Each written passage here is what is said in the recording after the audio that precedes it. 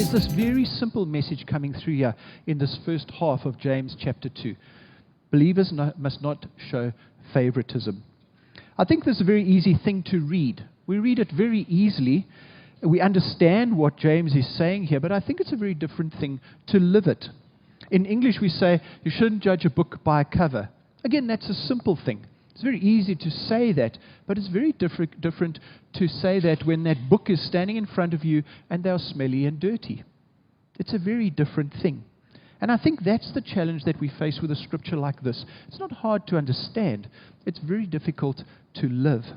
We're conditioned by the world. We really are. We're conditioned by the world to treat some people one way and treat other people a different way.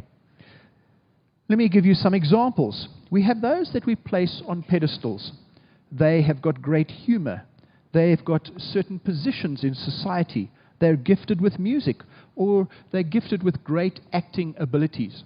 And as I was saying those things, faces and names might have jumped into your head. We know who these people are. When there's a certain award thing that happens in Hollywood, we tune in to see who won the best this actor or the best that. I'm not that good at this, but I mean, looking up to those folk, and I'm not great with music, as your wife will tell me, so I don't have all of those idols, but there are people that I look up to, and the scripture's saying, no, that's not right. So we're conditioned. We're also conditioned to treat certain people a different way. We're conditioned to treat people, and unfortunately that condition can be quite ingrained.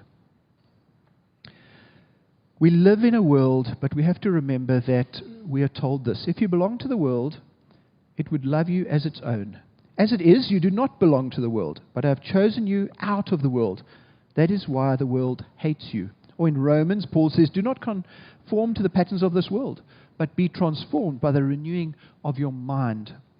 And then in 1 John, do not love the world or anything in the world. If anyone loves the world, love for the Father is not in them. So we live in the world, but we're called out of the world. We're called to live differently to the world. We are not of the world, although we are in the world. So don't show